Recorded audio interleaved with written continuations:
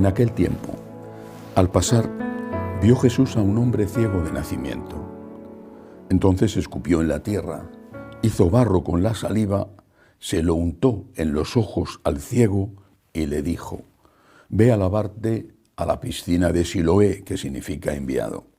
Él fue, se lavó y volvió con vista. Y los vecinos y los que antes solían verlo pedir limosna preguntaban: ¿no es ese el que se sentaba a pedir? Unos decían: él mismo. Otros decían: no es él, pero se le parece. Él respondía: soy yo. Llevaron ante los fariseos al que había sido ciego. Era sábado el día que Jesús hizo barro y le abrió los ojos. También los fariseos le preguntaban cómo había adquirido la vista. Él les contestó: me puso barro en los ojos, me lavé y veo. Algunos de los fariseos comentaban: este hombre no viene de Dios porque no guarda el sábado. Otros replicaban: ¿cómo puede un pecador hacer semejantes signos? Y estaban divididos. Y volvieron a preguntarle al ciego: ¿y tú qué dices del que te ha abierto los ojos? Él contestó: que es un profeta.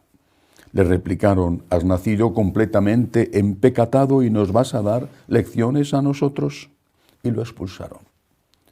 Oyó Jesús que lo habían expulsado, lo encontró y le dijo: ¿crees tú en el Hijo del Hombre? Él contestó: ¿y quién es, Señor, para que crea en él? Jesús le dijo: lo estás viendo, el que te está hablando, ese es. Él dijo: creo, Señor, y se postró ante él. Palabra del Señor. Gloria a ti, Señor Jesús. El milagro sobre el ciego de nacimiento es un milagro como todos los milagros históricos. Las cosas ocurrieron y también, como todos los milagros, es un signo, es decir, tiene una enseñanza, es un símbolo de algo. En primer lugar, es un signo de que Cristo es Dios.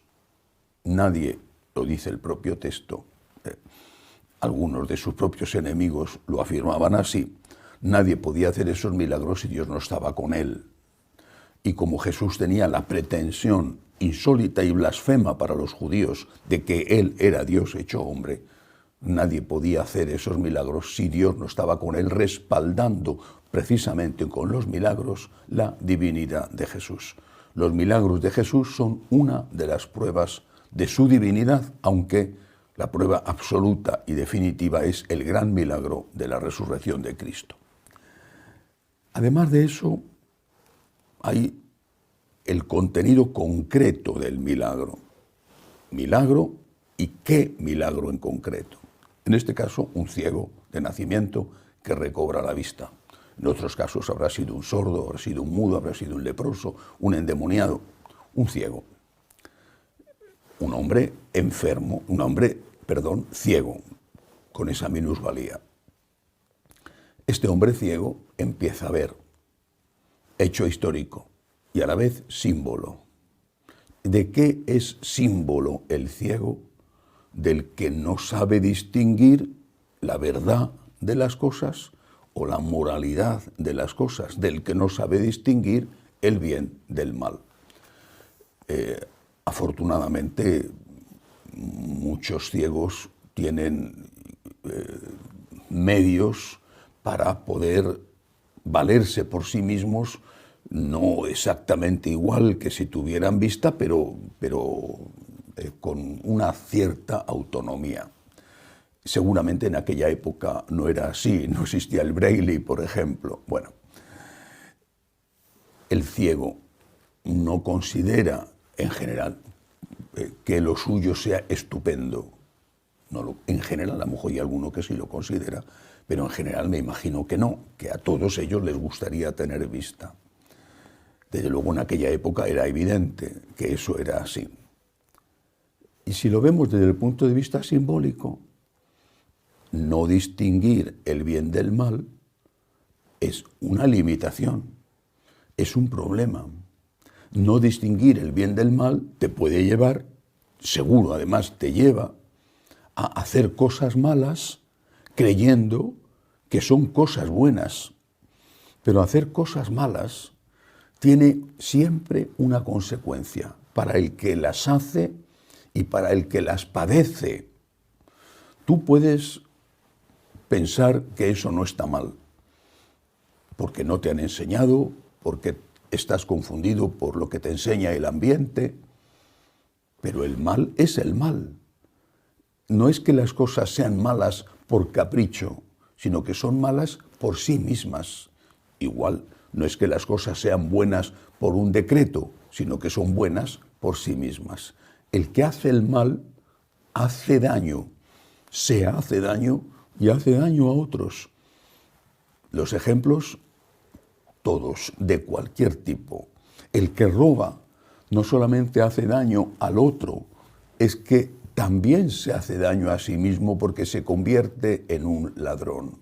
El que mata no solamente hace daño a otro, se hace daño a sí mismo, se convierte en un asesino.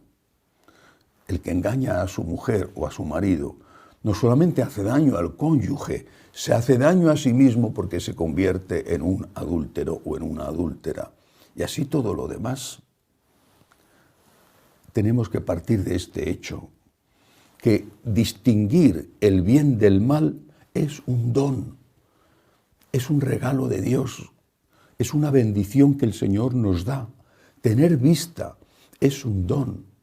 No podemos caer en la trampa que nos están tendiendo cada día con el relativismo que nos está asfixiando, de creer que lo mejor es no ser consciente de la bondad o malicia de las cosas. Tener luz para distinguir el bien del mal es un regalo que el Señor nos da. Algo que cualquier católico debería saber es qué es lo que nos aporta nuestro Señor Jesucristo.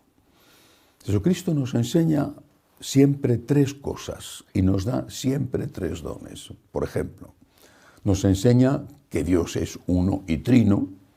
Los judíos ya sabían que Dios era uno, lo que enseña que Dios es uno y trino, la Trinidad, por ejemplo. Tres cosas: Padre, Él, Hijo y Espíritu Santo. Nos enseña que, y nos da, luz, un don, fuerza, la gracia, misericordia, el perdón. Luz para saber distinguir el bien del mal. La gracia, la fuerza que necesitamos, sin la cual no podríamos hacer el bien que sabemos que debemos hacer y evitar el mal que sabemos que debemos evitar. Y nos da la misericordia cuando, a pesar de tener luz y tener gracia, no hacemos el bien que sabemos que debemos hacer, incluso que queremos hacer, y hacemos el mal que sabemos que no debemos hacer, incluso que no queremos hacer. Luz como un don. Luz como uno de los dones de Cristo. Ya había una cierta luz. La luz natural, es decir, la ley natural escrita en la naturaleza del hombre. La luz revelada desde Abraham hasta los macabeos, no mucho antes del nacimiento de Cristo, por ejemplo, la luz moral, que es la de Moisés con los 10 mandamientos. Ya había una cierta luz. Cristo viene a aumentar esa luz, a llevarla a su plenitud, a llevar a la plenitud la revelación. Ahora sabemos que Cristo es Dios, que el Padre existe y es Dios, que el Espíritu Santo existe y es Dios. Ahora sabemos distinguir el bien del mal. Ahora sabemos que no estamos solos en la lucha contra el mal, que tenemos la fuerza de Dios en cada tentación, lo que llamamos la gracia actual. En cada tentación, Dios nos da la fuerza para resistir la tentación y hacer el bien en lugar de hacer el mal. Y ahora sabemos que Dios es rico en misericordia y que bastará pedirle perdón humildemente para que Él nos perdone. Todo esto es un regalo, todo esto es un don. Somos muy afortunados. No nos dejemos engañar por los que dicen que el mal no existe, porque los que dicen que el mal no existe que el pecado no existe de cualquier tipo que sea, no solo los del sexto mandamiento, aunque ahí se está librando la peor batalla. Los que dicen que el mal no existe son equivalentes a los que niegan la existencia de la enfermedad. ¿Qué pensarías de un médico que te dijera que fumar es buenísimo para los pulmones? ¿Qué pensarías de un médico que te dijera que emborracharse todos los días es buenísimo para el hígado? Pues del mismo modo tienes que pensar de un sacerdote o de un catequista o de quien sea que te diga que el mal no es mal. Del mismo modo, porque te está haciendo daño. No nos dejemos seducir por las voces del relativismo que niegan la existencia del mal. Es mucho más honesto, inteligente, práctico decir gracias, Señor, por la luz que me das. Gracias, Señor. Gracias por esta luz. Gracias por la fuerza para hacer el bien, que sin ti y sin esa fuerza yo no podría hacerlo. Y gracias por tu divina misericordia. Que así sea.